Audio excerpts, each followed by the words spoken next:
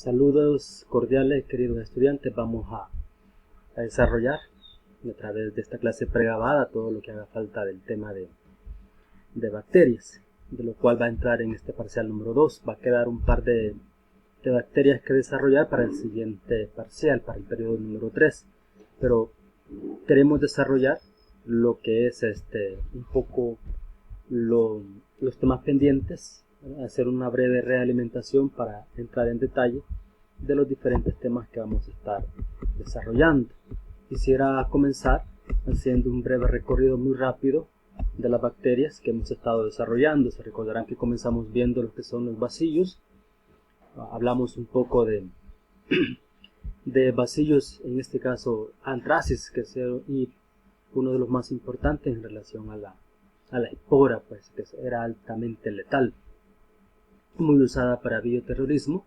Luego teníamos a Clostridium, ahí tenemos un ejemplo de ello, que tenemos el Clostridium tetani, muy también letal, muy relacionado con las heridas, ¿ya? Sobre todo cuando tenemos piel expuesta y que entra en contacto con tierra, lo decíamos en este tema, que al final lo importante con para controlar esto, ya lo mencionábamos, que existe como tal una vacuna para controlar lo que es el toxoide, la toxina tetánica, para que si en ningún momento se entre en contacto, como les puedo decir, pueda nuestro cuerpo reaccionar.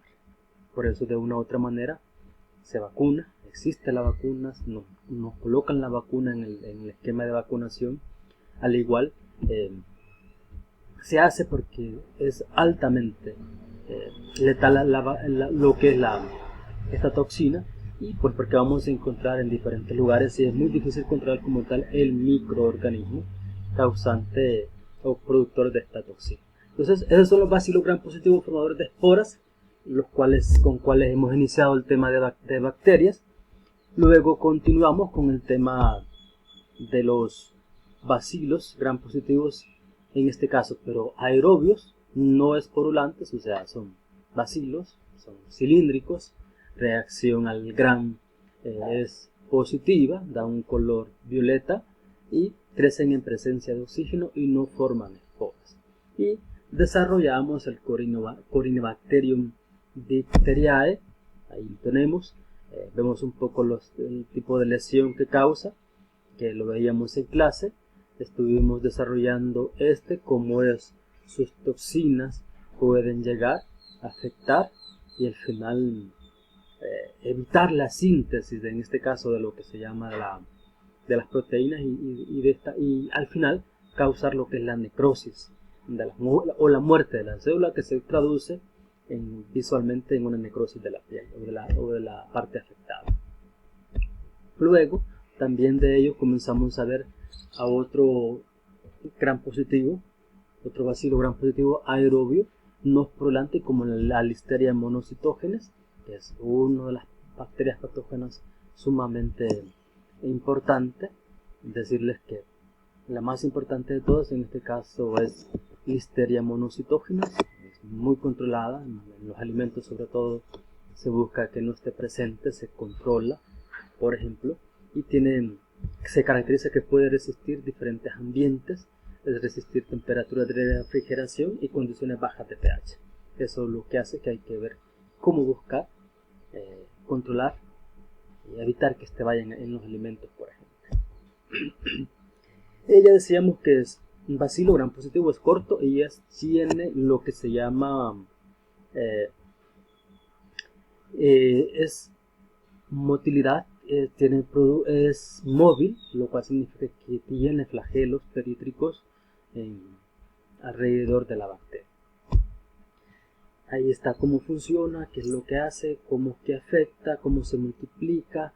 De una u otra manera ya permite que sea digerida por un fagolisosoma. Cuando ya está dentro, escapa de la lisosoma formada, se multiplica dentro de la célula por esas flagelinas que él forma, que tenemos acá, escapa esa bacteria, esta listeria, e invade otras células. Y se hace un poco difícil controlarla porque de una u otra forma ella invade la célula vecina, por tanto se vuelve difícil que los anticuerpos, por ejemplo, puedan controlar esta infección.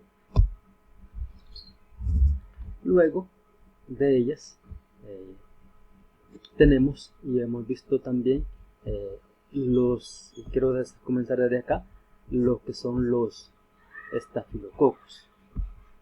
Los estafilococos podemos decir que los vamos a clasificar con lo que se llama, que ya en este caso dejamos por un lado los bacilos y comenzamos a ver lo que nosotros conocemos como se conoce como los cocos. Cocos. Los cocos, hablar de los cocobacilos, en este caso de los estafilococos, su forma es característica, son esféricas, ya las vemos en el laboratorio, son gram positivas, están en racimos, ya veíamos también los ejemplos en forma de uvas, son parte de la microbiota normal de la piel, en este caso los estafilococos epidermides. También lo podemos encontrar en las mucosas del ser humano, sobre todo estafilococos aureus. Pudieran en algún momento causar supuración, formación de abscesos y diversas infecciones piógenas que generan lo que se llama pus, y en algún momento también llegar a crear o llegar a septicemia letal, o sea, una infección sistémica en todo el cuerpo que puede llevar a la muerte a la persona. Ellos producen hemólisis, coagular el plasma, producir diversas enzimas, toxinas extracelulares que de una u otra manera agravan la enfermedad que puedan causar. Es muy frecuente encontrarlo que nos llegue a los seres humanos a través de intoxicación alimentaria. Por eso ustedes van a ver que es muy frecuente que en la industria alimentaria se use la mascarilla, por ejemplo, para evitar que ese Staphylococcus aureus, que lo encontramos en nuestras mucosas, llegue a los alimentos. Y tienen esa característica que desarrollan de manera muy rápida resistencia a muchos antimicrobianos. Y eso, pues al final, plantea cuando se encuentra en personas encontrar el antibiótico más adecuado para tratarlo. Puedo poner un ejemplo.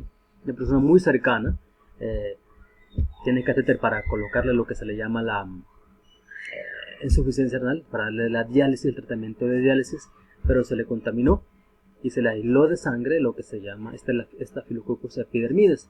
Se le dio como tratamiento gentamicina, pero a la hora de que el hemocultivo dio positivo a Staphylococcus epidermides y se le hizo lo que es el antibiograma, apareció que era resistente a gentamicina. Por tanto, tuvieron que cambiar el antibiótico que le estaban suministrando. Existen muchas especies de Staphylococcus, 45 especies, pero lo vamos a centrar. Las más importantes son Staphylococcus aureus, que ya les mencionaba, Staphylococcus epidermides, Staphylococcus londinensis y Staphylococcus saprophyticus. Dentro de lo que nosotros conocemos de los Staphylococcus es que se va a diferenciar lo que es Staphylococcus aureus de los otros Staphylococcus por ser coagulasa positivo. Ahí lo tenemos en la imagen, pueden ver los diferentes presencias. Esto se usa plasma de conejo, donde en este tubo de ensayo vemos la formación de la fibrina, ese coágulo, y aquí no se está formando. Esto es coagulasa positiva y eso lo puede diferenciar de otros genes, de otras especies de Staphylococcus. Y hay que decir que aureus como tal, Staphylococcus aureus es uno de los patógenos más de importancia o de relevancia en el ser humano.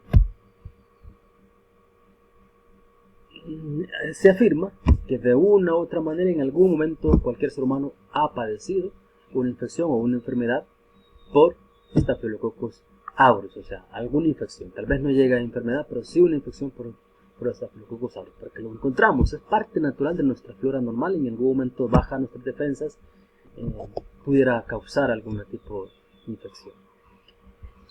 Puede la gravedad de la infección al convertirse en una enfermedad pudiera llegar a primero ser nada más una intoxicación alimentaria si llega el Staphylococcus aureus a través de un alimento contaminado, o si es una infección cutánea leve. En este caso nos referimos, por ejemplo, hay una herida en piel y justamente está Staphylococcus epidermides que se encuentra en nuestra piel y ingresa a tejido, ingresa a torrente sanguíneo. Si es solo infección cutánea, pues va a ser una infección leve, localizada, con creación de pus, etc. Y pues solo se puede tratar y fácilmente se puede recuperar. Puedo pero si llegara en sangre pudiéramos tener una infección grave y que poner en riesgo la vida de la persona. Los estafilococos fabulosas negativas se puede decir que son más conocidos de microbiota normal. A veces pudieran causar infecciones en las personas. Lo que decíamos, ya les mencionaba el ejemplo de la persona, que están relacionados con enfermedades cuando estos ingresan al torrente sanguíneo a través de dispositivos implantados como prótesis articulares, derivaciones, catéteres intravasculares como el que les comentaba del familiar, y puede en algún momento causar enfermedad, sobre todo en niños muy pequeños, en los ancianos y en los pacientes inmunodeprimidos que pueden aprovechar esa situación para causar enfermedad. El 75% de estas infecciones causadas por Staphylococcus fabulosa negativos se deben a Staphylococcus epidermidis, y les decía que ese lo vamos a encontrar en piel. Y también puede estar involucrado Staphylococcus londinensis, Staphylococcus warneri, Staphylococcus hominis y otras especies, pero estas son menos frecuentes. La más importante es Staphylococcus epidermidis. Luego tenemos a Staphylococcus saprophyticus, que es una causa relativamente frecuente de infecciones urinarias en mujeres. En mujeres jóvenes podemos aislarlo en una infección de vías urinarias. Los estafilococos son bacterias esféricas. Bueno, ya decíamos, son esféricas de casi 1 micra de diámetro, dispuestas a ser racimos. Ya lo había mencionado esa parte. Podemos encontrarlos individuales, formando pares, formando tetra, cadenas y en medio de cultivos líquidos. Ya, eso sí puede, porque a veces uno puede trasladar el Staphylococcus aislado en laboratorio y trasladarlo en un medio líquido, y de esta manera obtener lo que se llama esas características, esa formación de los cocos. Estos no son móviles, no van a formar esporas, pero pueden de alguna manera, bajo la acción de ciertos fármacos como la penicilina, los estafilococos, pueden lisarse. Por eso es muy interesante como un tratamiento de una herida que usted le coloque directamente penicilina a la herida, por si acaso está Staphylococcus involucrado en la infección que se esté causando en la herida que usted esté presentando. ¿Cómo es la patogenia? Hay que decir que la mayoría de los estafilococos vamos a encontrarlos en nuestra piel, en las fosas nasales. Ahí, por lo que mencionábamos, es importante de usar lo que son las mascarillas. También puede estar en ropa, en cama y otros fomitas en ambientes humanos también. La capacidad patógena de Staphylococcus aureus es el efecto combinado de factores extracelulares y toxinas junto con las propiedades invasivas de la cepa. En un extremo de la gama de la enfermedad está la intoxicación alimentaria, lo que decíamos que puede llegar a nuestro cuerpo porque el Staphylococcus está contaminando el alimento y causar lo que es ese tipo de infección, y es lo que llega a nuestro cuerpo es una enterotoxina, lo que causa al final es una gastroenteritis, una intoxicación de vías digestivas, diarrea, etc. Pudiera también estar en bacteremias, en excesos diseminados en todos los órganos. Pudiera también encontrarse lo que son los estafilococos. El estafilococos tiende a producir un pigmento amarillo y a ser hemolítico. Esto se refiere cuando se trabaja en el laboratorio, cuando se aísla en su medio de cultivo, que se llama agar manitol salado, nos da esas características que está mencionando ahí el pigmento amarillo. Y si se coloca en agar sangre, podrá observar la característica de ser hemolítico. Y esa capacidad de formar biopelículas le pueden dar también resistencia. ¿Cuáles son las manifestaciones clínicas? Pues pudiera de alguna manera la infección de la estafilocócica estar circunscrita o limitada al lugar donde esté llegando, como grano, ya se nos forma, un folículo piloso o un absceso. Yo les recordaba en algún momento el hecho de que usted pueda observar que se le forman lo que se llama una espinilla, por ejemplo, ahí pudiera estar, que usted ve que eso se le está madurando, digamos, se forma un pequeño de pus y ahí pudiera estar dentro lo que es el estafilococcus. Entonces, la pared de la fibrina, las células de alrededor del centro del absceso tienden a impedir la diseminación del estafilococcus. Y eso y no debe destruirse con manipulaciones o traumatismos, lo que se llaman es esa pequeña infección que está en el folículo piloso, por ejemplo, no debiera, porque si no pudiéramos nosotros de una u otra manera trasladarlo al torrente sanguíneo, llegar a otros tejidos abiertos y eso causar una infección sistémica, una septicemia también conocida. Cuando decíamos este Staphylococcus aureus también va a estar relacionado con la contaminación directa de una herida. Aquí es muy común una herida postoperatoria, puede estar contaminada por Staphylococcus o una infección después de un traumatismo, o sea, en este caso mencionamos osteomielitis crónica sucediente a una fractura abierta, meningitis consecutiva a una fractura del cráneo, pues por ejemplo cuando el traumatismo como tal hay exposiciones de giros y de torrente sanguíneo y por ahí ingresar el Staphylococcus aureus y puede ir por ahí de esta manera diseminarse y sobreviene como tal una bacteremia. Pudiera esa bacteremia que va a estar es una infección por Staphylococcus aureus en toda la sangre, puede de alguna manera también llegar a nuestro corazón y causar lo que se llama endocarditis, osteomielitis hematógena aguda, meningitis o infección pulmonar. Es muy parecida los cuadros clínicos a lo que presenta cualquier infección o otras infecciones del torrente sanguíneo. Entonces, luego se puede localizar de manera secundaria en órganos o un sistema y se acompaña de signos y síntomas de defunción orgánica, o sea que vaya a fallar el órgano como tal, que no realice la función para la cual está hecho. Luego va a presentar como tal mucha supuración en el focal intensa y eso es uno de los problemas del hecho de generar demasiada pus, por ejemplo.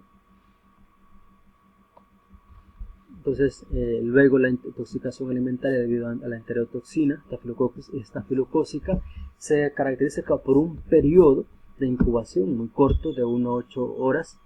Va a haber náuseas, va a haber vómitos intensos, así como diarrea y una rápida convalescencia. O sea, si es toxina no va a haber fiebre, es muy rápido, 1 hora, depende de la cantidad de toxina involucrada, de náuseas, el vómito intenso, la diarrea, y se recupera rápidamente, porque nada más la cuestión involucrada es una enterotoxina que solo afecta la parte del sistema digestivo. Es muy difícil que podríamos decir controlar como tal el Staphylococcus porque lo encontramos de manera normal. Por eso, en este caso, lo importante, ya mencionábamos la fuente donde los encontramos, que las lesiones, cuidar que no se vaya a contaminar, limpiar rápido la lesión, curarla rápidamente para que no contamine la lesión por Staphylococcus, o los fomites contaminados, pues descartarlos como se debe o lavarlos como se debe para evitar que no vayan en cualquiera de esos objetos. Y pues por supuesto esa fuente del aparato respiratorio y la piel del ser humano pues es un poco difícil controlarla, pero ahí están, ahí vamos a encontrar, son las diferentes fuentes en las cuales se encuentran. Es muy importante controlarlo en los hospitales porque de una u otra manera puede llegar a los pacientes inmunodeprimidos y sobre todo el personal de salud pudiera en su cuerpo, en sus bocas, fosas nasales llevar Staphylococcus, por tanto es importante el uso de la mascarilla. Y otro de los puntos importantes con relación a Staphylococcus es que la facilidad que tiene de volverse resistente a los antibióticos, eso en los hospitales es muy importante tratar de controlarlos para que no lleguen a los pacientes inmunodeprimidos y que se haga un poco difícil poderlos tratar. Entonces, Es muy importante la limpieza, la higiene, el tratamiento aséptico de las lesiones para controlar la propagación del estafilococcus, en este caso ya a través de las lesiones. Ciertamente no se cuenta con muchos métodos para prevenir la diseminación generalizada de estafilococcus de portadores, o sea, cómo poder controlar a aquella persona que sea asintomática, tiene estafilococcus aureus en sus fosas nasales, en su boca, y puedan de un lado a otro y no lo podemos controlar. Por lo tanto, se vuelve difícil poder evitar su diseminación cuando anda literalmente en los portadores normales. Entonces eso es un problema que se tiene con estafilococcus aureus. Hoy con COVID pues nos obligan a todos a andar con la mascarilla, y de una u otra manera pues se está previniendo que los portadores positivos de estafilococcus pudieran transmitir este tipo de patógenos a otras personas. Luego tenemos los streptococcus. Dejamos por un lado los estafilococcus y vamos a ver los streptococcus. Esto es un grupo bastante heterogéneo, muy variado de bacterias, y no basta un solo sistema para poderlos clasificar. Sin embargo, conocer la taxonomía, su clasificación, se vuelve esencial para comprender su importancia en medicina. Bueno, la clasificación de los Staphylococcus aureus está basado en una serie de observaciones que se han realizado, acumuladas durante muchos años, para llegar a lo que nosotros conocemos de la diferente clasificación que se tiene de los Streptococcus. Los puntos que se han tomado en cuenta para la clasificación son los siguientes. Primero, la morfología, su forma, pues, ¿ya? La morfología específicamente de la colonia, cuando se aísla en el laboratorio, cómo crece, la forma que tiene esa colonia. Acuérdense que yo les mencionaba en algún momento que hablar de colonia es hablar que usted aísla el Streptococcus en el laboratorio, en un medio de cultivo, y justamente en ese medio de cultivo usted va a observar que, por ejemplo, usted lo traslada a un medio de cultivo, y una bacteria que se haya aislado, esté separada como tal en un medio de cultivo, puede comenzar a crecer, multiplicarse en 24 horas, llegar a ser una gran cantidad, y eso generar lo que se conoce como una colonia de, en este caso, de Streptococcus, con ciertas características muy particulares a esta bacteria. Luego también es importante las reacciones hemolíticas en agar sangre, cómo se manifiesta. Eso es un clásico para poder clasificar a los Streptococcus. Y luego, la especificidad serológica de la sustancia de la pared celular específica de grupo, por ejemplo. Ahí entran en juego los diferentes, podríamos decir, parte del microorganismo que tienen la capacidad antigénica de crear anticuerpos, y ante ellos se hace reaccionar con cada uno de esos anticuerpos para poderlos diferenciar. Luego también es importante las reacciones bioquímicas que pudiéramos utilizar en el laboratorio para poderlas clasificar, su resistencia a factores físicos y químicos involucrados también nos ayudan a la clasificación. Y luego las características ecológicas, en qué tipo de ambientes crecen, por ejemplo, ¿ya? En qué tipo de ambientes crecen, cuáles son los ambientes adecuados para el crecimiento de Streptococcus, son otros elementos que son importantes para su clasificación. Luego, actualmente lo que está en boga para poder clasificar cualquier microorganismo, cualquier bacteria, por ejemplo, es la genética molecular, ¿ya? El hecho de estudiar la parte genética, la secuenciación del DNA de cada microorganismo, nos está permitiendo hacer clasificación o reclasificar como tal los diferentes microorganismos, y esto también tiene que ver mucho con relación a la clasificación de los Streptococcus. Seguramente, al pasar el tiempo, cuando se logre una mejor clasificación, un mejor estudio de la parte genética molecular de los Streptococcus, pudiera ser que la clasificación va a variar, pues se van a diferenciar mucho más especies de este tipo de bacterias.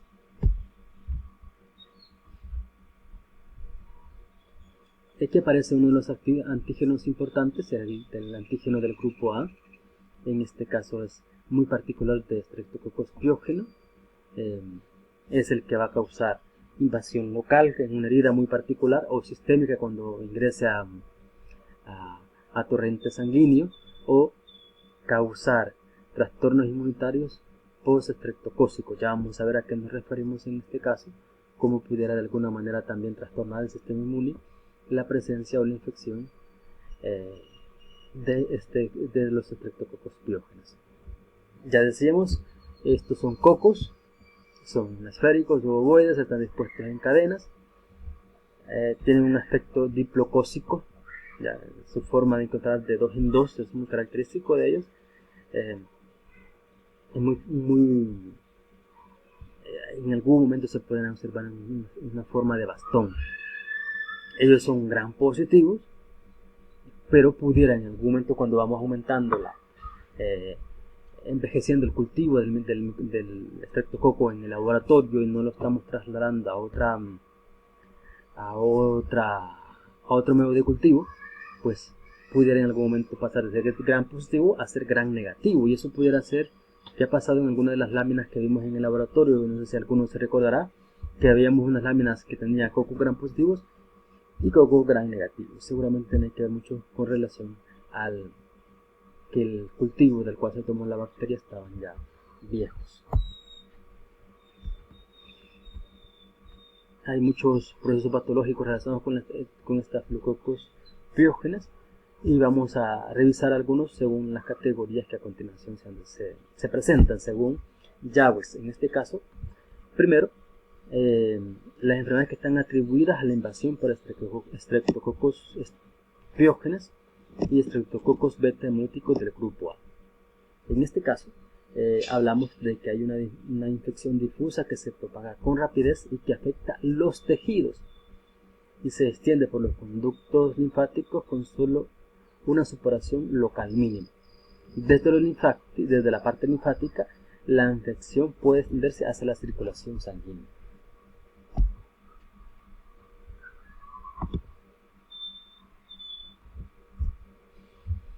Y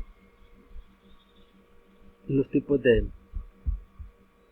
entonces decíamos que de una u otra manera las diferentes enfermedades se van a clasificar en estas diferentes categorías. La primera es las enfermedades atribuibles a la invasión por estreptococos piógenes y estreptococos beta hemolíticos del grupo A. Primero, hay que tener bien claro que según el sitio de entrada determina el cuadro clínico principal que se va a presentar.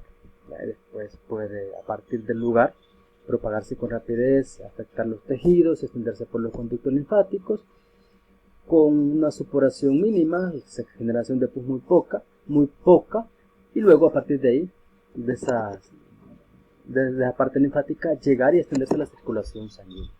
Los diferentes enfermedades atribuibles por este tipo, vamos a mencionar algunas, las cuales tenemos, por ejemplo, la erisipela.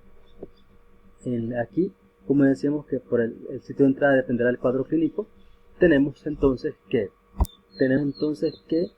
la erisipela, por ejemplo, que como tal depende del sitio de entrada, que en este caso es la piel.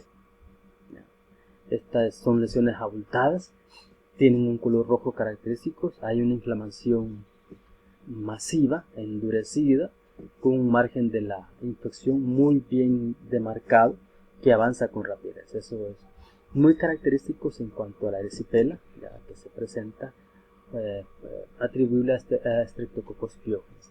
Luego se puede dar también el siguiente cuadro, que sería la celulitis. Esta se distingue de la erisipela por dos manifestaciones clínicas muy particulares. En el caso, la lesión no está elevada, no está bien definida la línea entre el tejido afectado y el sano, por ejemplo. Eso es la diferencia con relación a la celulitis en relación a la erisipela, que la erisipela literalmente va a ser una inflamación masiva, y en el caso de la celulitis no se va a ver una lesión que sea tan elevada, manifiesta de una inflamación como tal.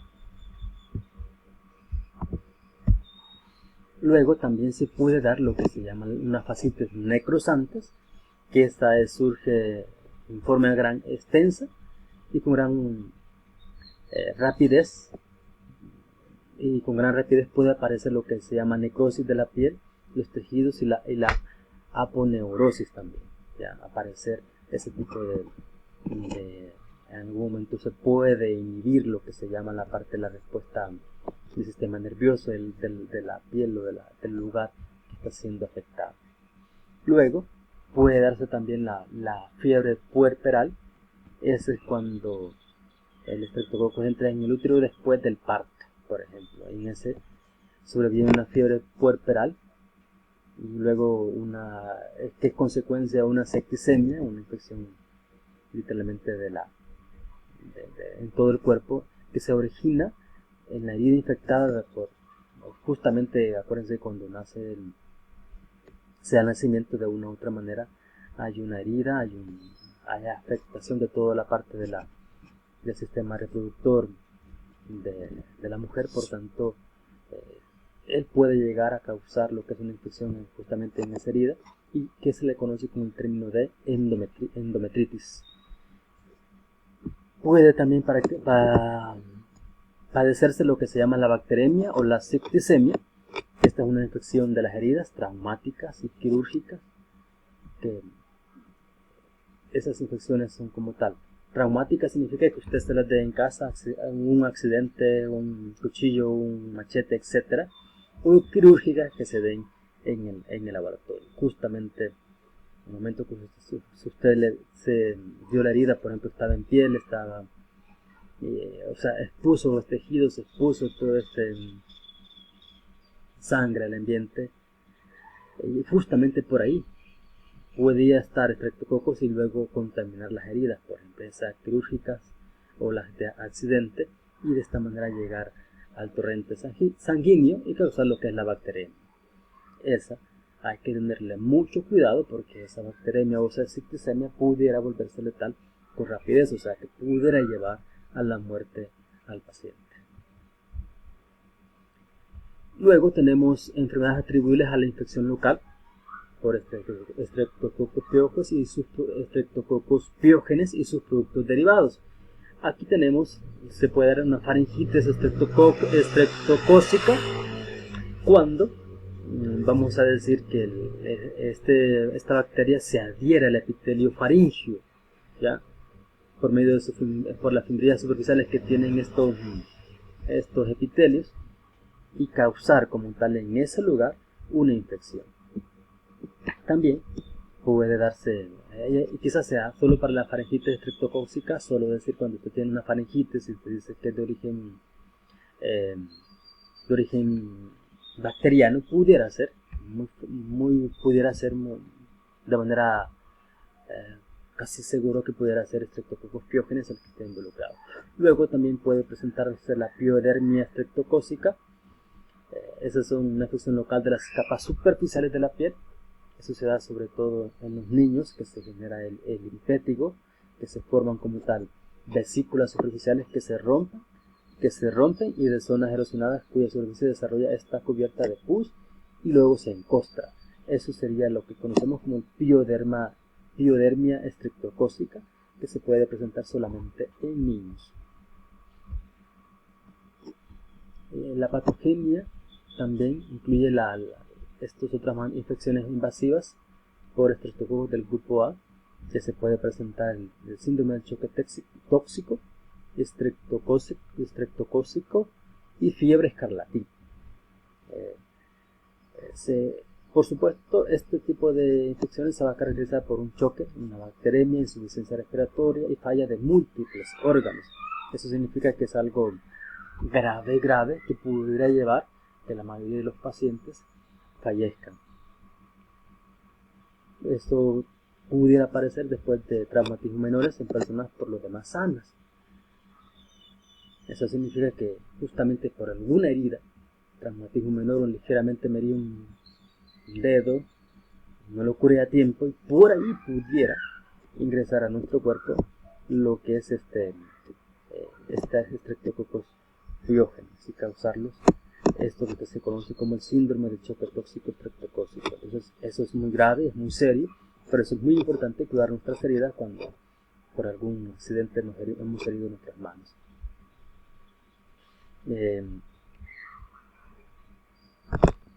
Luego tenemos la fascitis necrosante, y la miositis o infecciones en otros tejidos blandos. Eso ocurre como parte de la bacteremia, que será muy frecuente con los Streptococcus pyogenes. En este caso se da cuando hay una infección por estreptococos del grupo A, de los tipos M1 o 3, que la enfermedad se va a manifestar por infección focal en los tejidos. En este caso son tejidos blandos. Tenemos acá que estos que se va a acompañar, dice, de fiebre y de choque rápidamente. Entonces, fascitis necrosante, de alguna u otra manera también se va a presentar lo que es destrucción, necrosis, muerte celular y pues una infección de lo que conocemos también como nuestros músculos. Hay que tener mucho cuidado con esto de los estreptococos piógenes. También se puede dar en algunos pacientes lo que se llama en este caso decíamos, y lo que acabamos de mencionar se va a desarrollar, en este caso sobre todo, por estreptococos piógenes del M1 y M3 y los tipos de 12 al 20 y 28. Acuérdense que hablábamos de una cantidad considerable de este tipo de bacterias que pudieran causar enfermedad. Todos estos elaboran, esto que acabamos de mencionar, exotoxinas pirógenas, de esa capacidad de crear pus, y que de una u otra manera esos pirógenos, esos exotoxinas pirógenas A o B están muy relacionadas con las infecciones graves que se puedan presentar en las personas.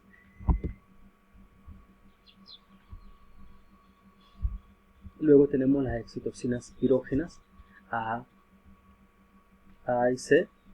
También produce fiebre escarlatina relacionada con la faringitis por estreptococo piógeno o con infección cutánea en los tejidos blandos. La faringitis puede ser grave también en algunos casos. El exantema aparece en el tronco después de 24 horas de la evolución de la enfermedad y se disemina para afectar las extremidades cuando se aparece este tipo de sintomatología en el cuerpo de la persona. Luego, síndrome del choque tóxico, estreptococos y la fiebre escarlatina pudieran de una u otra manera estar apareciendo las dos al mismo tiempo como parte de la infección causada por estreptococos piógenes. Luego tenemos lo que se le llaman las enfermedades post-estreptocócicas, que hay que decir que son sumamente importantes porque puede haber daño en este caso de órganos. Tenemos el primer ejemplo, ahí aparece la fiebre reumática y la glomerulonefritis aguda, por ejemplo, que va a surgir de 1 a 5 semanas después de haber padecido la infección cutánea por estreptococos piógenes, ¿ya? O tener faringitis. Eso se da por la acumulación, ¿no? Porque se está acumulando lo que es complejos antígenos anticuerpos que no han sido destruidos y se acumulan en la membrana basal del glomérulo.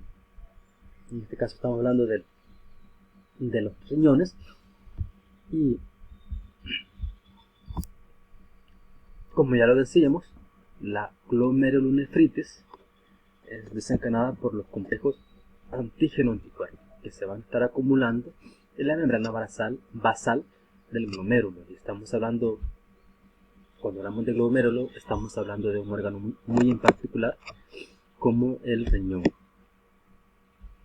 En la nefritis aguda, cuando se da este tipo de manifestación, la persona muestra sangre, proteínas en la orina, edema, hipertensión arterial, retención de nitrógeno ureico, también hay concentraciones bajas del complejo sérico. O sea, al final está causando una infección de riñón bastante seria, bastante delicada, que pudiera llevar a algunos pacientes a la muerte.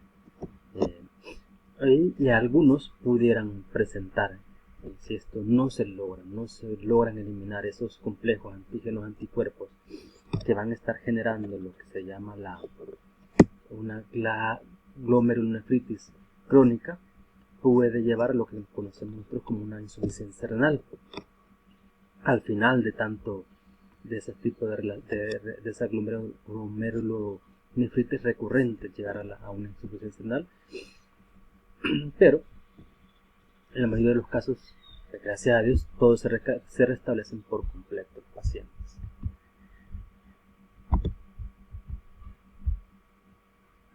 Luego, cuando hablamos de fiebre reumática, nos referimos a una secuela de una infección por Streptococcus pyogenes, que podemos decir puede ser también grave porque puede producirse esa fiebre por una lesión que se dé en el músculo o por la válvula del corazón. 1 o 5 semanas después de haber padecido esta infección, aparece la fiebre reumática, que suele identificarse con faringitis por Streptococcus pyogenes cuando aparece este tipo de esta fiebre reumática. En este caso, la fiebre reumática comprende que le da al paciente fiebre, le va a dar malestar general, poliartritis migratoria, un dolor en diferentes articulaciones, inflamación de pus, signos de inflamación de todas las capas del corazón, endocardio, miocardio y pericardio. Eso hace difícil, no les puedo decir, los dolores que pueda padecer o sentir el paciente como parte de la fiebre reumática. Igual que el Staphylococcus aureus, yo diría que Streptococcus pyogenes va a ser un poco difícil de tratar porque es parte de los seres humanos. Hay muchos portadores asintomáticos de él que lo vamos a encontrar en nasofaringio o pirineo. Si lo llegamos a detectar en personas, en esos lugares tendríamos que darle tratamiento para evitar que este estreptococo llegue a una persona que tenga que sea susceptible a padecer alguna enfermedad por estreptococos, los del grupo A. Vamos a encontrar que la fuente final de los estreptococos del grupo A somos las personas. La fuente de control nada más para ellos está detectarlos y tratarlos. Tratarlos con antimicrobianos de manera inicial las infecciones respiratorias y cutáneas por estreptococcus del grupo A. Es muy importante, no se puede dejar pasar mucho tiempo antes de tratar este tipo de infecciones. Luego, otro importante de los estreptococos es el Streptococcus pneumoniae. Aquí estamos hablando de un neumococo. Su forma son diplococos, están unidos en pares, son gram positivos, a menudo en forma de lancetas o expuestos en cadenas. Tienen una cápsula de polisacárido que le permite tipificación con antisuero específico, o sea, con un anticuerpo específico para esa cápsula que está formando lo que es el Streptococcus pneumoniae. Estos son residentes normales de vías respiratorias altas, puede estar de 5 a 40% de los seres humanos y pueden causar neumonía, sinusitis, otitis, bronquitis, bacteriana, meningitis y otros procesos infecciosos en las personas. En relación a la patogenia, tipos de neumococos. En los adultos hablamos que los tipos del 1 al 8 son causa de casi el 75% de los casos de neumonía neumocócica en las personas y de más de la mitad de todos los decesos en la bacteriemia neumocócica. Entonces los más importantes son del 1 al 8. En los niños los tipos 6, 14, 23 son causas frecuentes de neumonía por este tipo de Streptococcus pneumoniae.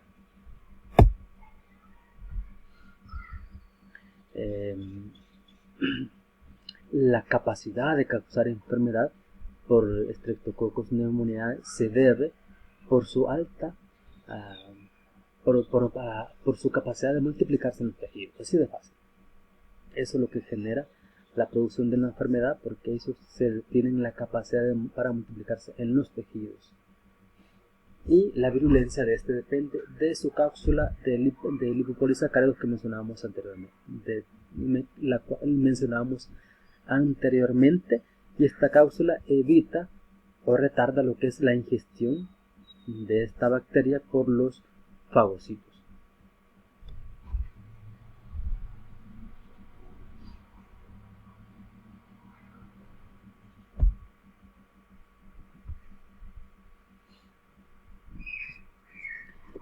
dice que dado el 40-70% de los seres humanos en algún momento es portador de neumococos virulentos, la mucosa respiratoria normal debe poseer una gran resistencia natural contra el neumococo. Eso es así, pero en algún momento se puede perder esa resistencia natural y vamos a ver cuáles pueden ser esos factores que pudieran llevar a disminuir esa resistencia. En este caso hablamos que hay una infección viral que hace que esa resistencia natural baje, ¿ya? O bueno, intoxicación por alcohol o fármacos pudiera llevar también a bajar esa resistencia. La dinámica circulatoria anormal, que hay una congestión pulmonar, una insuficiencia cardíaca u otros mecanismos como por ejemplo desnutrición, debilidad general, anemia, etcétera, pudiera en algún momento también llevar a perder esa resistencia natural que tienen nuestras mucosas y eso pues permitir la invasión por Streptococcus pneumoniae. La infección por esta bacteria produce un derrame de líquido de edema fibrinógeno hacia los alvéolos. Esa es una de las cosas que genera, seguido de eritrocitos y leucocitos. Lleva hacia ahí y produce la consolidación, como que solidifica porciones del pulmón. Esos exudados que al final se están formando, ahí podemos encontrar el Staphylococcus, el Streptococcus pneumoniae, y que a partir de ahí pudiera llegar a lo que conocemos a la circulación sanguínea. Y eso lo hace a través de los drenajes linfáticos de los pulmones que van a intentar drenar lo que son esos exudados. Ahí va el Streptococcus pneumoniae y a partir de ahí pudiera llegar al torrente sanguíneo. El inicio de la neumonía neumocócica es súbito, en el sentido que va a aparecer fiebre, va a aparecer escalofrío, va a haber un dolor pleural intenso. El esputo es similar al exudado alveolar y es característico que sea sanguinolento, o sea que haya presencia de sangre, o sea rojo, a la hora que se esté excretando. Entonces, en las primeras etapas de la enfermedad pudiéramos observar que vamos a tener una fiebre alta, se presenta bacteremia en 10 al 20% de los casos, y si hay un tratamiento antimicrobiano rápido, la enfermedad puede terminarse rápidamente. Y eso es muy importante administrar, como digo yo, lo importante acá, la administración del fármaco en las primeras etapas. Y eso nos va a ayudar a interrumpir el desarrollo de la consolidación, o sea, de que se forme como tal esos exudados en los pulmones, y de esta manera prevenir lo que se conocería como la neumonía. Es interesante ver como que el 60% de todas las neumonías bacterianas son causadas por Streptococcus pneumoniae. Entonces, el desarrollo de la enfermedad por factores de predisponentes que ya habíamos mencionado antes, ¿se acuerdan? Los que pueden afectar esa mucosa, que es una resistencia natural para evitar las neumonías que puedan ser afectadas. Estos son más importantes que la exposición al microorganismo infeccioso. O sea, lo importante es que se mantenga en buenas condiciones la resistencia natural del cuerpo y por tanto pues debemos entrar en contacto con este caso, con el patógeno, con esta bacteria, y no causarnos la infección. Y hay que tener es sumamente importante en este tipo de casos cuando estos Streptococcus pneumoniae pudieran estar presentes en personas sanas y que de una manera u otra puedan estar diseminando estos neumococos a personas enfermas. Por eso es muy importante al final, pues, si tenemos un paciente enfermo, si sabemos que son enfermedades que pudieran inmunodeprimirle su sistema inmunológico, lo sabemos nosotros, por lo ideal fuera que no fuera visitado por otras personas para evitar que entren en contacto, por ejemplo, con neumococos y que al final le sobrevenga lo que nosotros conocemos como una neumonía y que le pudiera causar la muerte. Todo puede ir a visitar a esta persona enferma que está en su estado muy débil y nosotros visitándolo para darle ánimo, pero en algún momento pudiéramos llevar alguna enfermedad a esas personas. Se pudiera de alguna manera inmunizar a los pacientes para controlar este tipo de infecciones, y las vacunas confieren lo que dice acá un 90% de inmunidad contra la neumonía, sobre todo cuando hay una bacteremia. Pues nos protegen la vacuna contra los estreptococos. Hoy vamos a dejar de lado los cocos y volvemos a los bacilos, y vamos a ver en este momento los bacilos conocidos como gran negativos. Acuérdense que hablamos de lo que aparece en el microscopio de un color rosado, ¿ya? Y forma cilíndrica. Específicamente vamos a ver la familia Enterobacteriaceae. Es un grupo muy heterogéneo, muy diverso de microorganismos y heterogéneo y extenso de diferentes bacilos, y que todos son gran negativos. Y vamos a encontrar todos esos Enterobacteriaceae en los intestinos de animales de sangre caliente, en este caso humanos y los animales. La familia comprende muchos géneros. Está Escherichia coli, está Shigella, está Salmonella, está Enterobacter, Klebsiella, Serratia, Proteus y otros más. Algunos microorganismos entéricos como Escherichia coli van a ser parte de nuestra microbiota normal, ¿ya? O sea, ahí son parte de nuestra flora normal de nuestro cuerpo, y en contadas ocasiones originan enfermedades, pero otros como las salmonelas y las shigellas, estos se van a considerar como tal, como patógenos, ¿ya? Ya decíamos, estos son bacilos, crecen en ausencia de oxígeno y en presencia de oxígeno también, fermentan una amplia variedad de hidratos de carbono, de carbohidratos, y eso nos ayuda en nosotros los profesionales de laboratorio a su identificación. Posee una estructura antigénica compleja, o sea, hay diferentes porciones de su cuerpo, del soma, de la estructura, de la bacteria como tal, pudieran crear lo que se conoce como tal una respuesta inmunitaria. Son bacilos gran negativos entéricos que siempre van a estar relacionados con lo que nosotros conocemos como el sistema digestivo, pero también se denomina, se conocen como tal con la palabra de coliformes. Enterobacteriáceas coliformes, y refiere a la estructura, que todos se parecen. La referencia a las Enterobacteriáceas en cuanto a forma es Escherichia coli, digamos que la referencia, el prototipo, el modelo es Escherichia coli. Por eso también se les conoce coli, que se parecen formas, la forma de coli, o sea, se parecen a Escherichia coli.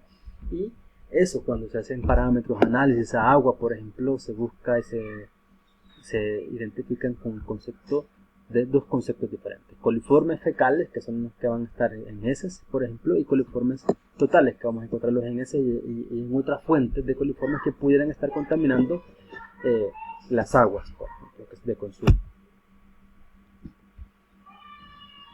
Vamos a ver un poco las enfermedades causadas por esta familia, que no sean causadas por Salmonella y Shigella. En este caso, una de las más importantes mencionábamos, que es coli, Escherichia coli, causa una infección en el sistema urinario. Podemos decir que buena parte, un buen porcentaje de las enfermedades de vías urinarias, las infecciones de vías urinarias se deben a Escherichia coli. Por eso es muy importante lo que ustedes en algún momento quizás han escuchado: el lavado, el limpiado, sobre todo en señoritas, en niños, en bebés, pero sobre todo en niñas, de limpiar, que cuando se está limpiando las heces no ir en dirección a la vulva, por ejemplo, porque pudiéramos en algún momento contaminar otros lugares, causar este tipo de infección por Escherichia coli. Y también Escherichia coli está muy relacionado con enfermedades diarreicas, y que es muy frecuente en todo el mundo que esta Escherichia coli esté causando este tipo de padecimiento de lo que son una gastroenteritis. También a E. coli se le conoce como que es enteropatógena, ya decíamos, como una causa importante de diarrea, sobre todo en los lactantes, y lo vamos a encontrar, eso va a decirlo muy frecuente, documentó que Escherichia coli está muy relacionada con enfermedades que se presentan en niños o en personas que viven en países en vías de desarrollo. Luego tenemos también que está la E. coli enterotoxigénica, que es muy frecuente por ejemplo, en personas que vienen, por ejemplo, en el país, gringos que le llaman, vienen a nuestro país y de una u otra manera consumen alimentos contaminados con Escherichia coli y padecen una diarrea muy particular que se le conoce como diarrea del viajero, que al final los marca haber consumido algún producto callejero quizás típico de nuestro país y al final le causó una enfermedad, una diarrea muy prolongada, muy fuerte. Y igual esta enterotoxigénica es muy frecuente en niños menores de 5 años y se da, como decíamos también, muy frecuente en países en vías de desarrollo. Luego tenemos la E. coli enteroinvasiva,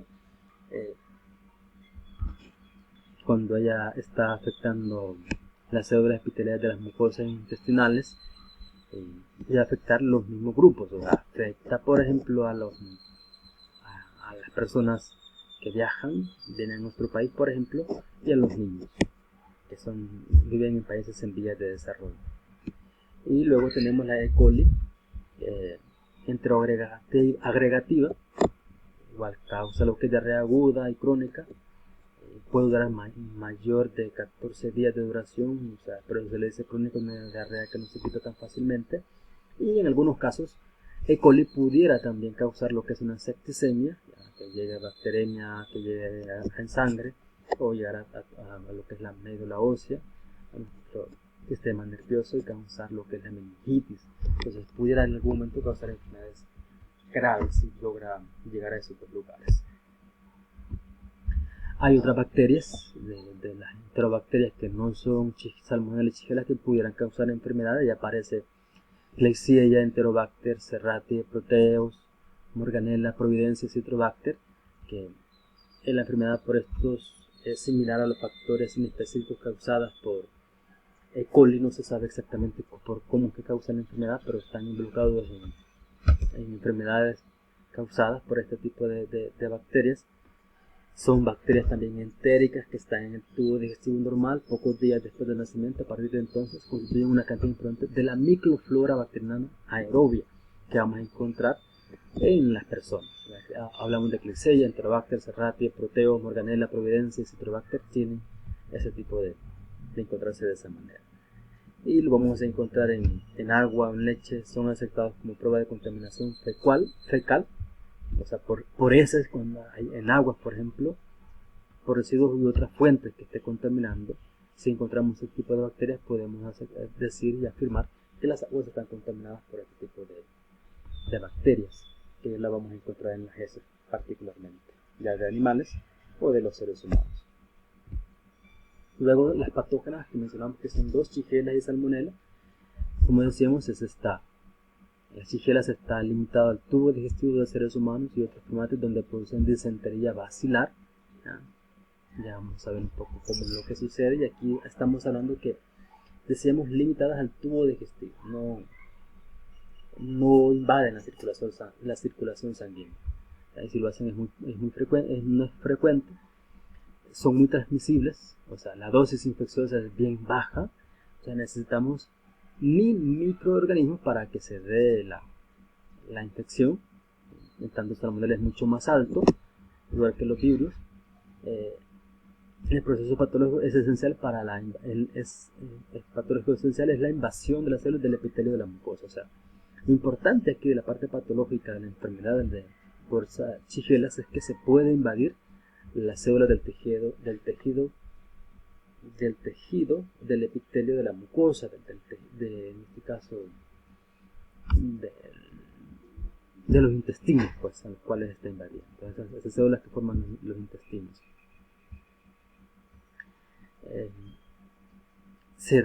Pueden ser fagocitadas, se escapan y se multiplican, y se multiplican se escapan de la vacuola vasocítica, se multiplican dentro de la célula, y la diseminación dentro del citoplasma de la célula epitelial y su paso a las células adyacentes, como las que veíamos anteriormente como listeria.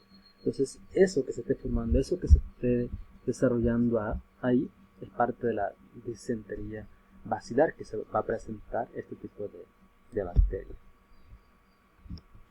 Entonces, los microabscesos de la pared del intestino grueso, la porción terminal del intestino desencadenan necrosis. Hay muerte celular de la membrana mucosa, hay una ulceración superficial en este caso del tejido del epitelio de los intestinos, va a haber hemorragia y formación de una pseudomembrana en la zona ulcerosa, que se forma para proteger esa zona que ha sido dañada, y por lo tanto va a ser una membrana mucosa de fibrina, leucocitos, residuos celulares, una membrana mucosa necrótica y bacterias presentes. Por lo tanto, es muy común que, no sé si ustedes alguna vez lo han padecido, han escuchado estos casos cuando aparecen heces, por ejemplo, duras, hay un gran dolor estomacal y aparecen lo que heces una gran cantidad de sanguinolenta, con sangre y mucha pus, por ejemplo. Es muy característico en este caso de lo que conocemos como una enfermedad por Shigella. En lo que mencionábamos, puede haber diarrea líquida, pero después puede haber hay dolor abdominal, fiebre, diarrea líquida, más o menos un día después, a medida de la infección avanza, afecta el ilion y al colon, aumenta el número de exposiciones, son menos líquidas, pero muy frecuente, diría yo, muy a menudo van a contener moco y sangre, lo que mencionábamos. Cada evacuación se acompaña de pujo, tenesmo, hay mucho dolor rectal a la hora que se están haciendo lo que es excretando las heces, con dolor abdominal, bajo consiguiente también al haber esos espasmos rectales, esos pujos y el tenesmo va a dar esos dolores fuertes estomacales. En más de la mitad de los casos de los adultos, la fiebre y la diarrea ceden en forma espontánea en un lapso de 2 a 5 días. Sin embargo, los niños y los ancianos, la pérdida de agua y electrolitos puede desencadenar en deshidratación, acidosis e incluso la muerte. ¿Ya? Normalmente en adultos pues va a ser, diría yo, doloroso, va a ser incómodo la situación que esté pasando, pero uno se puede recuperar. Pero lo ideal fuera para niños y ancianos, pues, un tratamiento oportuno para evitar que estas vayan a causarle la muerte. Ya dijimos, este tipo de microorganismos pudieran ser transmitidos por las chichelas, transmitidos por los alimentos, los dedos, las heces y las mucosas. De persona a persona puede darse, ya estamos mencionando eso. ¿Dónde vamos a encontrarles? Pues el principal hospedador reconocido de las chichelas es el mismo ser humano, ¿ya? No hay otra cosa. Y los foros de control pueden dirigirse a eliminar los microorganismos de este reservorio mediante, primero, control sanitario del agua, o sea, que las aguas no estén contaminadas con chichelas, o los mismos alimentos que no lleven chichelas, y tampoco la leche. Igual, un buen tratamiento, una buena eliminación de la agua residual, de las aguas negras, una gran cantidad de heces. Igual hay que tener mucho control de las moscas, porque las moscas pudieran llevar lo que es la shigella a nuestros alimentos. Hay que aislar los pacientes, ¿ya? Y la desinfección de las excretas que estén excretando, valga la redundancia, estos pacientes con shigella positivo, que tengan la famosa disentería bacilar. Eso es muy importante, el tratamiento y cuidar a ese tipo de pacientes para que no lleguen, ¿cómo decirles?, este tipo de contaminación a otros pacientes. Es muy importante la detención de los casos asintomáticos y portadores, sobre todo personas que manejan alimentos, es de hacerles algún tipo de análisis para identificar si los tienen o no, si tienen en su cuerpo shigellas. Realmente en el país no se hace nada, los controles para los pacientes, para los manipuladores de alimentos no incluyen shigellosis, pero este libro lo está sugiriendo, que fuera el lugar que se haga. Y por supuesto hay que dar tratamiento a los antimicrobianos de los individuos infectados y que sean positivos a estar padeciendo una shigellosis.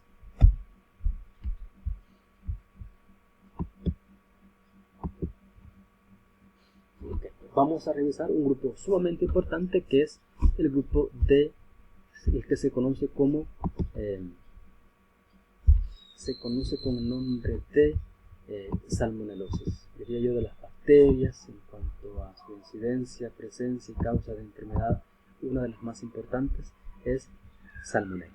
En los alimentos, por ejemplo, diré yo, una de las que tiene mayor control, la que se debe de controlar y se debe de presentar en cero en los alimentos, es salmonela.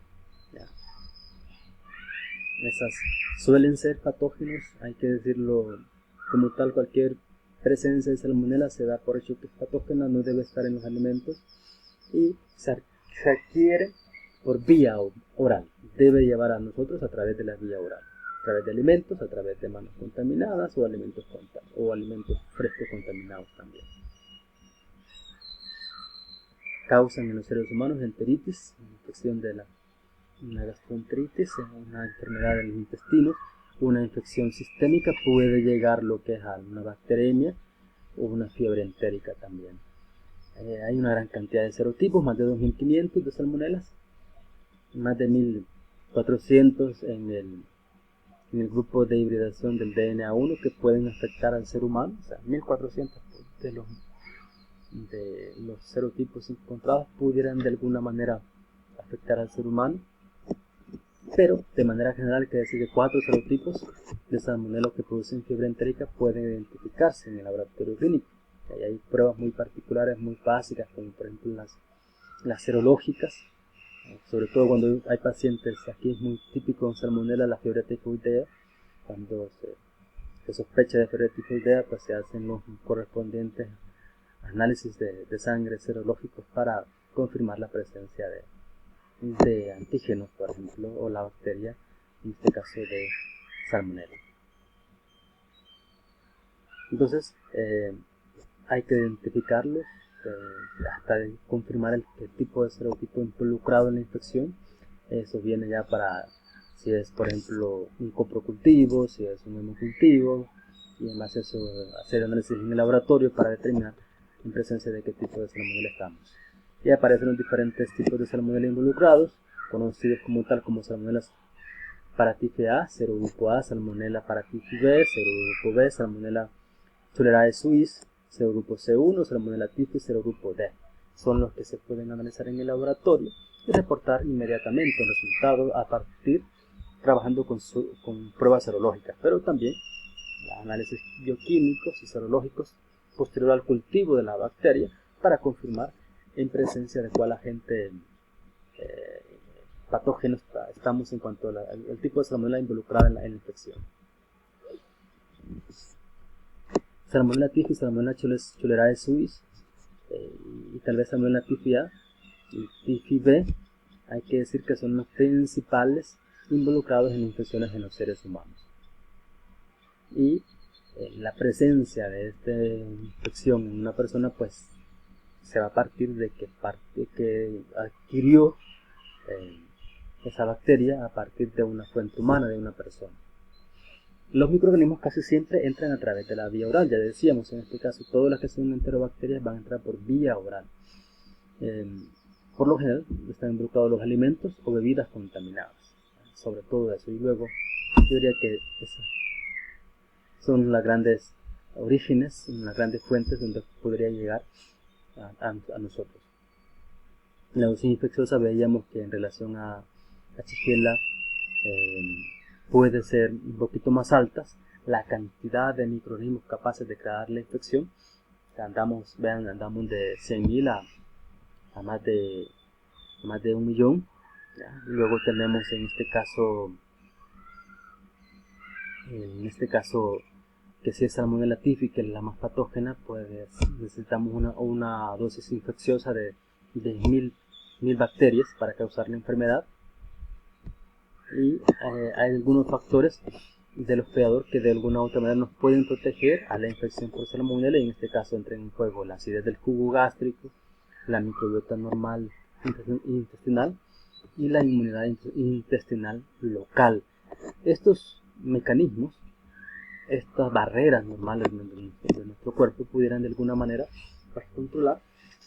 Yo diría, si es menos de la dosis infecciosa que menciona acá la literatura, pues pudiera ser controlado fácilmente, y pues en algún momento también, si es dosis alta, la presencia de estos factores, de los pegadores, estas barreras pueden de una u otra manera pues permitir que la infección se desarrolle más lentamente. ¿Cuáles son las enfermedades? Tenemos la primera, la fiebre entérica, conocida comúnmente, y creo que es muy común el término de fiebre tifoidea, causada por su agente causal, conocido como Salmonella typhi. La Salmonella typhi, vamos a arreglar un problemita de redacción acá. Vamos a cuidar lo que hemos dicho, la forma en cómo se escriben las bacterias. Es muy importante cuidarlo. Entonces, cuando llega al intestino, estas Salmonella typhi entran a través del intestino delgado y llegan desde este intestino delgado ellos entran a los linfáticos, en los linfáticos, a los ganglios linfáticos cercanos a los intestinos, y a partir de ahí llegar a circulación sanguínea. Y ya en circulación sanguínea, esa sangre va a transportar a estas bacterias a muchos órganos, incluidos también los intestinos. Entonces estas bacterias se van a multiplicar en el tejido linfoide intestinal y son excretados en las heces. Y por ahí viene el concepto de fiebre entérica. ¿Ya? Y tras un periodo de incubación, vamos de 10 a 14 días, se presenta la fiebre, hay malestar, hay cefalea, hay estreñimiento, hay bradicardia, hay mialgia.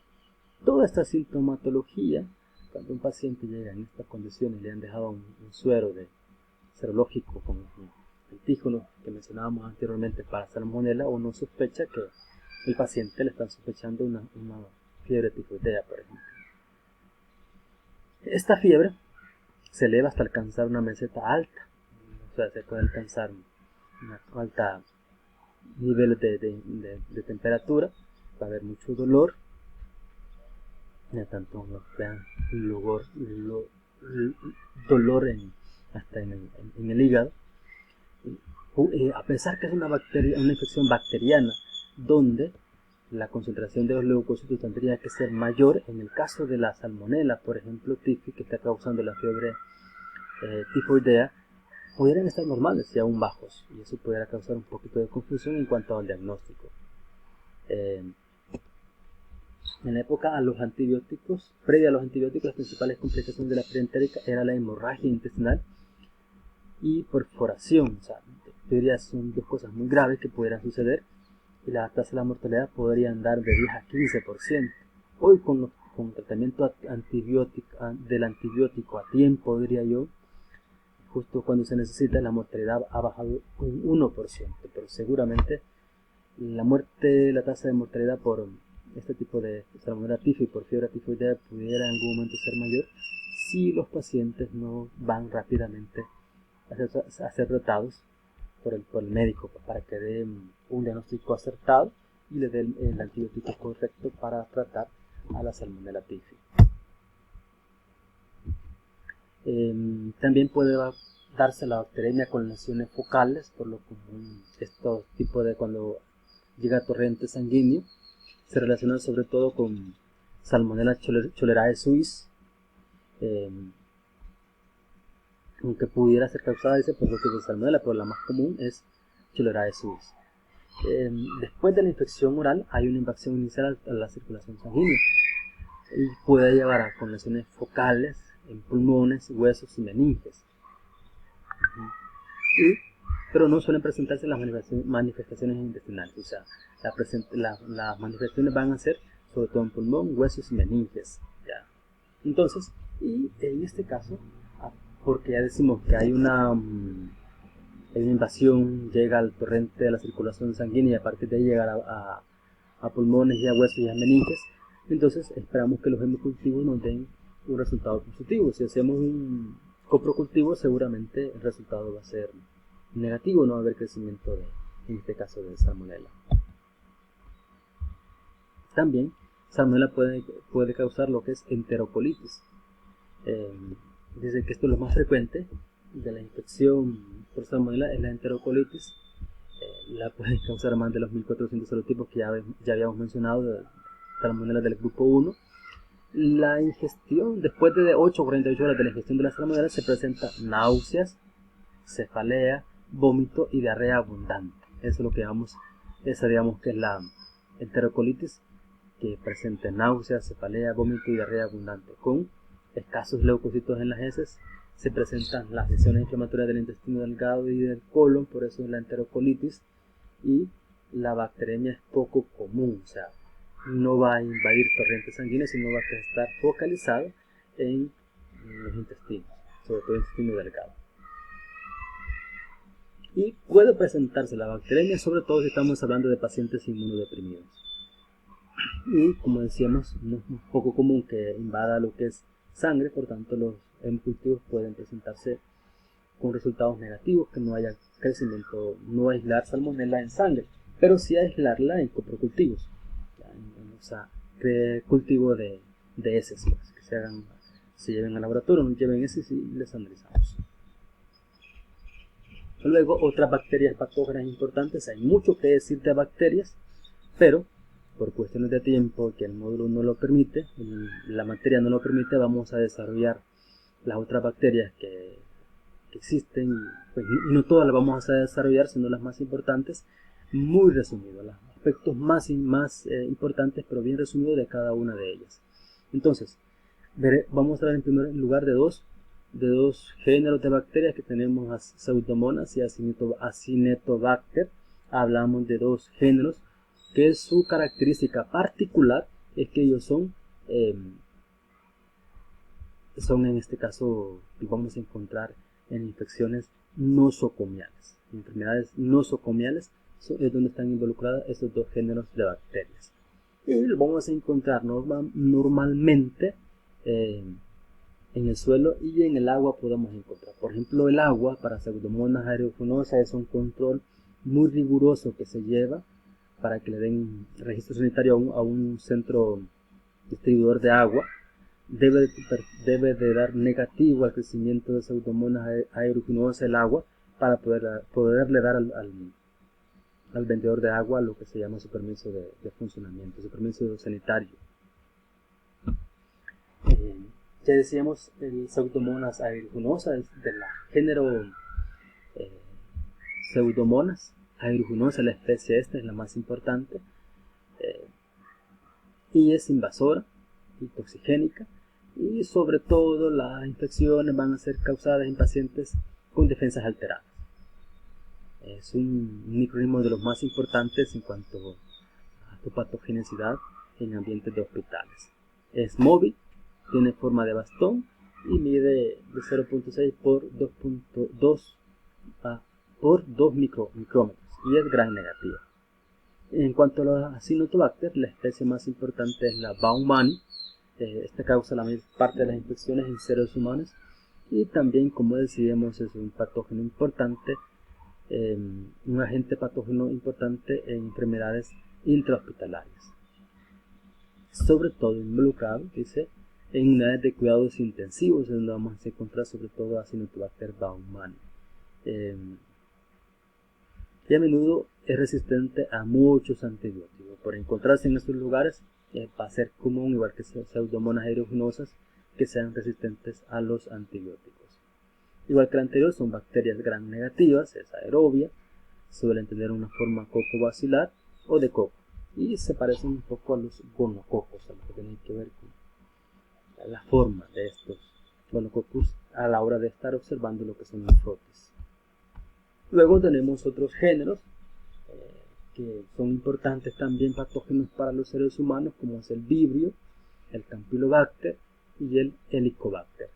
Acuérdense que siempre les he mencionado el caso del Vibrio, el cual podemos decir que lo podemos clasificar en con el nombre yo les mencionaba mucho lo que es Vibrio cholerae, por ejemplo. ¿Ya? El cólera, conocido en la agente causal del cólera. ¿Ya? Son bacilos gram negativos. Estos géneros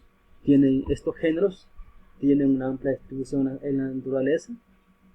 Los vibriones, o la forma del vibrio, que es una forma de coma, muy característica el género de la forma que tiene, se encuentran en aguas marinas y de superficie. Y los Campylobacter se detectan en muchas especies de animales, incluidos varios animales domésticos. El Vibrio cholerae produce la enteroxicina que causa el cólera que les mencionaba.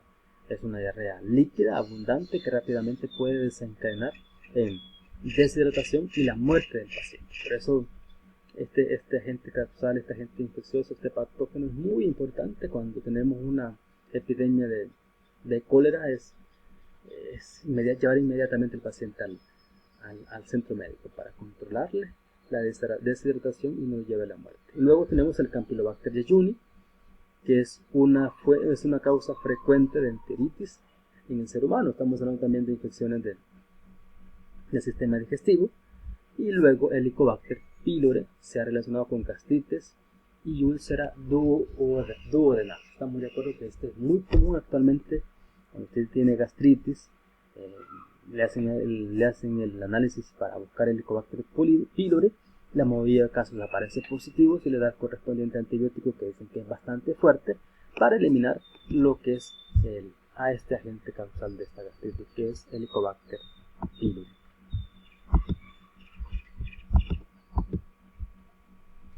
Luego tenemos otras bacterias, que tenemos acá las bactógenas importantes, como el género del Haemophilus.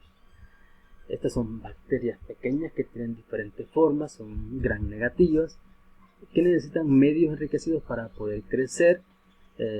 Generalmente estos medios deben tener sangre o los derivados de esta sangre para que crezcan y aislarlas. El más importante de este género es Haemophilus influenzae. Este es un patógeno para el ser humano que aparece en las mucosas de las vías respiratorias altas del ser humano. Es causa importante de meningitis en niños que no han sido vacunados para Haemophilus y origina infecciones de las vías respiratorias altas y bajas de niños adultos. Y luego tenemos otra especie importante, que es el Haemophilus ducreyi, que es un patógeno sobre todo de transmisión sexual, que causa el famoso chancro.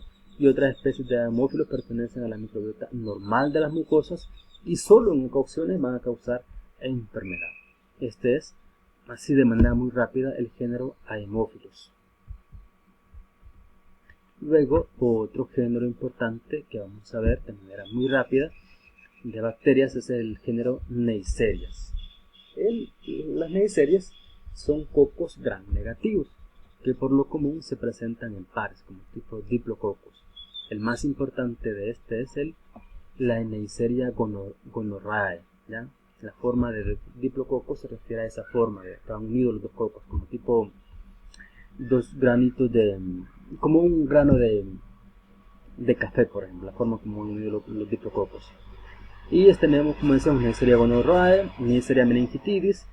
Son los dos patógenos más importantes para los seres humanos, y suelen identificarse vinculados a los leucocitos polimorfonucleares en el interior de los mismos. Estamos hablando de bacterias que son intracelulares, y algunas Neisserias son residentes normales del sistema respiratorio humano, ¿ya? Pocas veces, en el peor de los casos, producen enfermedad y residen fuera de las células cuando son parte de nuestra flora normal.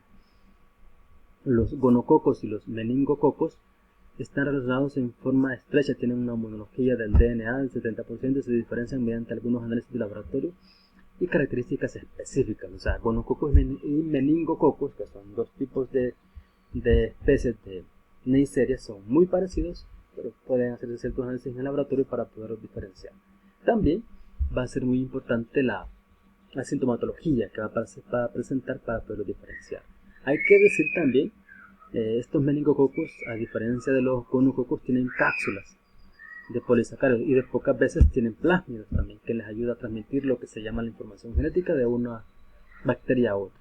La mayor parte de los gonococos sí contienen plásmidos, ¿ya? Estamos hablando entonces que los meningococos tienen polisacáridos, una cápsula de polisacáridos, y los gonococos tienen los famosos plásmidos. Es muy importante, dice acá, que las dos especies se distingan por las manifestaciones clínicas habituales de las enfermedades que producen. ¿Ya?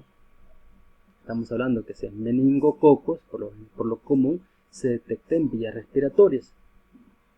En tanto, los gonococos van a estar involucrados en lo que conocemos nosotros como en las infecciones genitales. No obstante, se superponen los cuadros clínicos de las enfermedades producidas por ambos. En algún momento pudiera ser difícil diferenciarlos, pero estamos de acuerdo que el lugar donde están afectando son muy diferentes. ¿Ya? En el caso de Neisseria gonorrea la enfermedad, y luego Neisseria meningitis en diferentes lugares genitales, y luego vías respiratorias. ¿Okay? De manera rápida, muy rápida quizás, les he presentado hasta acá un buen grupo de bacterias, y existen muchos más. Vamos a dejar para el siguiente clase los otros que hacen falta y desarrollarlos de manera rápida para comenzar con el siguiente tema, que sería en este caso hongos, porque ya pues la materia ya va bastante avanzada y hay mucho que decir de bacterias. Quizás es uno de la parte, en cuanto a la parte de microorganismos de mayor extenso, mayor cantidad de microorganismos involucrados en cuanto a enfermedades en los seres humanos, y hay mucho que decir de cada una de ellas, pero igual el tiempo no lo da y quizás no es el momento, no es para ustedes, pero espero yo que con ustedes estén conociendo algunas de ellas, pues puedan conocer un poco de la sintomatología que pueda presentar el paciente cuando está en contacto con estos patógenos de origen bacteriano. Así que les agradezco su atención a esta clase y las disculpas del caso si en algún momento creen que voy demasiado rápido. Bendiciones a todos y nos vemos en la clase de la próxima semana, que viene después de la semana de vacaciones.